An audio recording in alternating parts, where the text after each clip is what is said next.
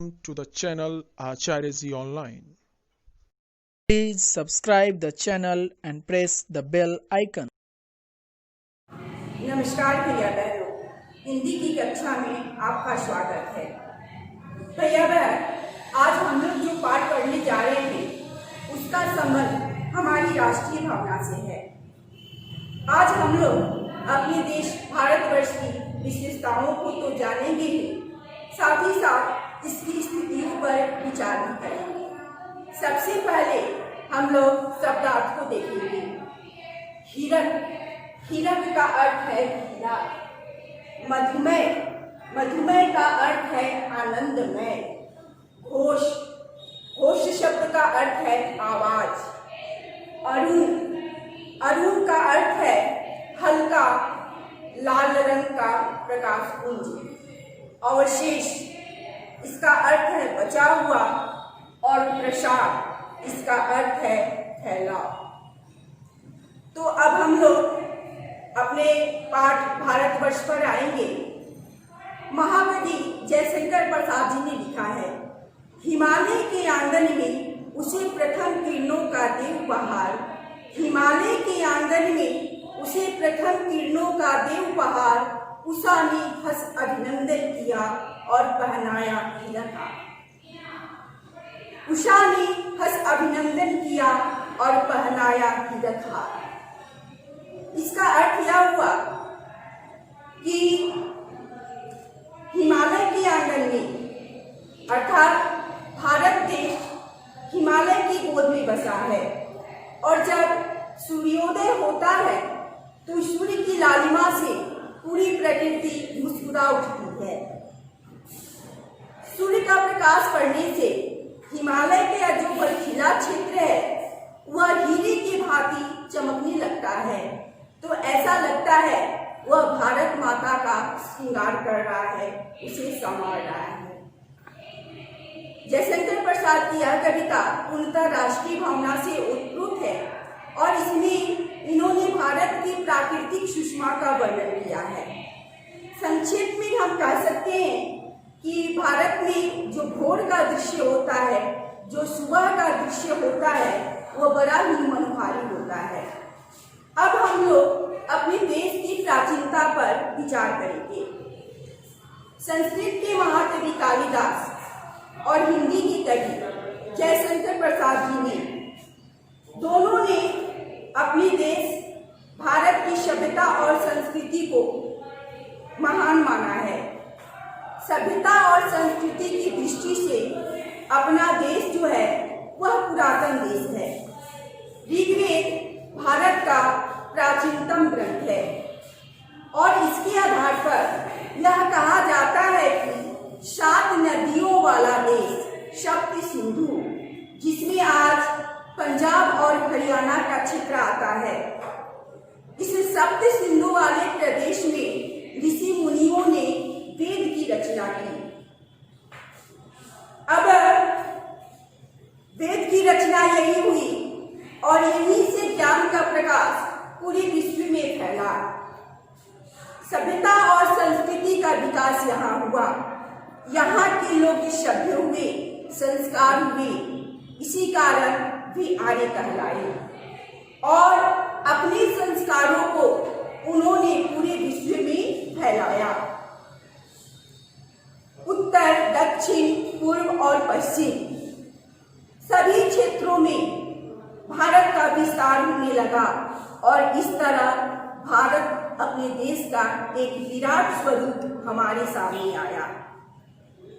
कहा जाता है, वेदों में ही यह कहा गया है कि अगस्त्य मुनि दक्षिण में गए और पूर्व में याज्ञवल्क्य ऋषि गए और उन्होंने भारतीय सभ्यता और संस्कृति का प्रसार किया। तो यह कहा गया है हम लोग सभ्य हुए, सभ्यता और संस्कृति का विकास सर्वप्रथम यहाँ हुआ और हमने पूरे विश्व में ज्ञान के प्रकाश को फैलाया। तो ये अपने देश की प्राचीनता है। अब हम अपने देश की सीमाओं के विषय में जानें, साथ ही साथ इसकी समृद्धि पर भी विचार करेंगे। भारत का विस्तार दक्षिण में उत्तर में हिमालय तक, पश्चिम में गंधार जिसे आज हम अफगानिस्तान कहते हैं से लेकर पूर्व में बंगाल की खाड़ी तक है। भारत की आकृति यदि हम देखें, अगर नक्शे पर यदि हम भारत की आकृति को देखते हैं तो यह त्रिभुज के आकार का है, त्रिभुजाकार तिकोना।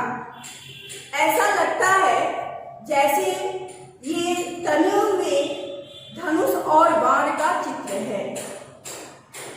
भारत को आ सेतु हिमाचल, हिमालय, आ सेतु हिमालय कहा जाता है, अर्थात सेतु बांध रामेश्वर से लेकर हिमालय तक भारत का फैलाव है। और चूंकि सेतु बांध रामेश्वरम और हिमालय दोनों ही जगह शिव का निवास है, इसलिए ऐसा माना जाता है कि भारत देश की रचना स्वयं ईश्वर ने अपने हाथों से की, अर्थात हमारे देश को स्वयं ईश्वर ने बनाया है। ऐसा महान है हमारा देश, इसलिए हमारे अंदर गौरव की भी भावना आती है। कवियों ने, कलाकारों ने, राजाओं ने, व्यापारियों ने, सभी ने संवार कर इस देश को समृद्ध किया, समृद्धशाली बनाया। भाषा, साहित्य, कृषि, कला सभी क्षेत्रों में हम आगे बढ़े। ऐसा है हमारा प्यारा भारत देश। यह भारतवर्ष हमारे लिए सिर्फ कंकड़ मिट्टी का बना मात्र एक भूखंड नहीं है, बल्कि इस देश को हम अपनी मां के समान मानते हैं। इसलिए यह देश हमारे लिए मां के समान है और इसे हम भारत माता कहते हैं। यहाँ के लोग धरती माँ कहकर इसकी पूजा करते हैं। दक्षिण में जो कन्याकुमारी है, ऐसा माना जाता है कि भगवती देवी ने स्वयं यहाँ तप किया था। हिमालय पर भगवान शिव का निवास है। इस तरह हमारा देश जो है वो देवभूमि है, देवताओं की भूमि है।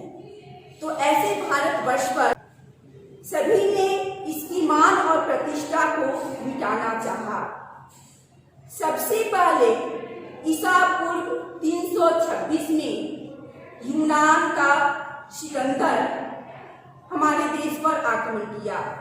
उसने पंचनद, जिसे आज हम पंजाब कहते हैं, में पोरस को हराकर, पोरस को कहीं कहीं पर्वतक के नाम से भी इनका वर्णन हुआ है, तो पर्वतक या पोरस को हराकर वह आगे बढ़ा। मानवों से युद्ध हुआ, लेकिन उस युद्ध में वह हार गया। उस समय पूर्व में मगध एक समृद्धशाली राज्य था, जहां मौर्य वंश का शासन था। सिकंदर जो था वह घबरा गया, यूनानी सैनिक घबरा गए और वहां से ही उन्हें लौटना पड़ा। वे आगे नहीं बढ़े। बाद में सिकंदर का सेनापति सेल्यूकस आया, जिसे चंद्रगुप्त मौर्य ने पराजित किया। सेल्यूकस जो था उसने पराजय स्वीकार किया और माना जाता है कि उसने अपना वैवाहिक संबंध भी यहाँ बनाया। तो सबसे पहले भारत पर आक्रमण करने वाले यूनानी थे। अब आगे हम बढ़ते हैं। ईसा पूर्व में शकों ने गुजरात और पंजाब पर अधिकार कर लिया।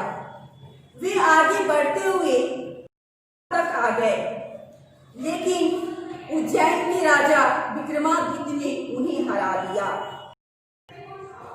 इसी उपलक्ष्य में विक्रमादित्य ने विक्रम संवत का आरंभ किया। ऐसा माना जाता है कि हमारे जो विक्रम संवत है, इसी के अनुसार हिंदू धर्म में सामाजिक और धार्मिक कार्य चलते हैं। तो यूनानी आए, यूनानी के बाद यूनानी के बाद ईसा पूर्व पहली सदी में शकों ने आक्रमण किया। शकों के बाद ईसा की पहली सदी में कुषाण जो थे वो पश्चिम से हमला कर दिए। गंधार और पुरुषपुर जिसे आज हम पेशावर के नाम से जानते हैं, गंधार और पुरुषपुर पर कुषाणों का राज्य हो गया। कनिष्क जो था वह कुषाण का पहला राजा था, लेकिन बाद में उसने भारतीय संस्कृति को अपना लिया। उसने बौद्ध धर्म को स्वीकार किया और बाद में उसने वैष्णव मत को अपना लिया। इस तरह यूनानी के बाद शक और शक के बाद कुषाण आए।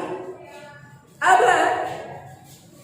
कुषाण के बाद ईसा की 7वीं सदी में हुनों ने पश्चिम से विदेशियों ने भारत पर आक्रमण किया।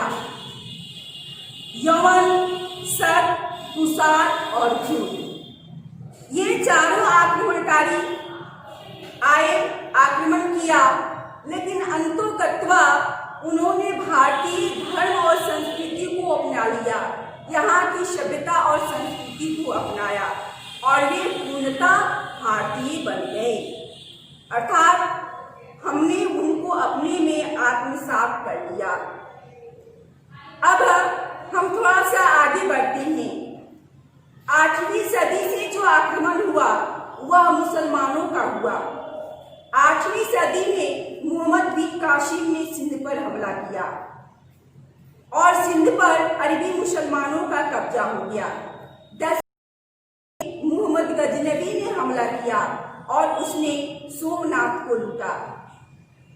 मोहम्मद गजनवी के बाद 12वीं सदी में मोहम्मद गोरी ने आक्रमण किया और मोहम्मद गोरी का सामना पृथ्वीराज चौहान से हुआ और उसने पृथ्वीराज चौहान को हराकर दिल्ली पर अधिकार कर लिया। 11वीं सदी में अफगानिस्तान पर तुर्कों का अधिकार हो गया। 13वीं सदी में पेशावर से लेकर बंगाल की राजधानी तक तुर्क मुसलमानों का राज हो गया।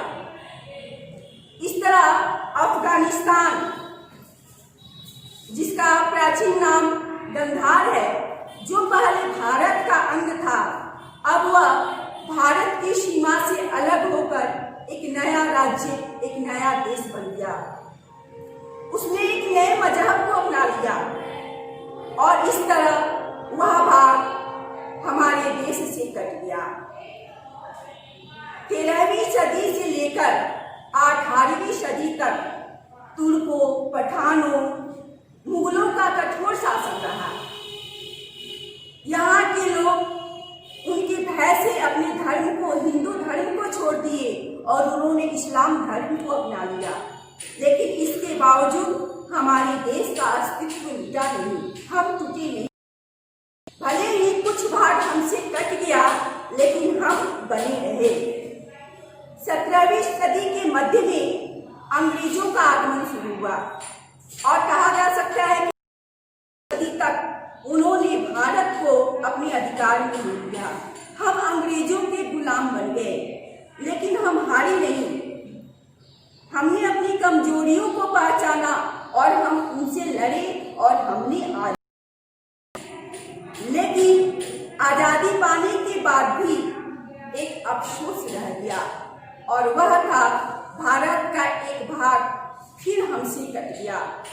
मुस्लिम लीग ने अंग्रेजों की सहायता से एक नया देश बनाया, पाकिस्तान। वह देश हमसे कट गया। भारतवर्ष का फिर एक बार बंटवारा हो गया। सिंध, बलूचिस्तान, सीमा प्रांत और आधा बंगाल मुस्लिम बहुल क्षेत्र होने के कारण आज वह पाकिस्तान कहला रहा है। पर इसके बावजूद भी ऐसा नहीं कहा जा सकता कि भारत वर्ष मिट गया। आज भी यह अपने अस्तित्व को बचाए रखा है।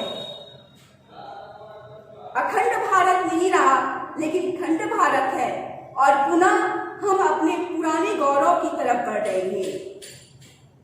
हम भारत माँ की वंदना वंदे मातरम, भारत माँ को नमन है कहकर करते हैं। अर्थात विभिन्न आक्रमणकारी समय समय पर हमारे ऊपर आक्रमण किए, हमें मिटाना चाहे, लेकिन हम मिट नहीं सके।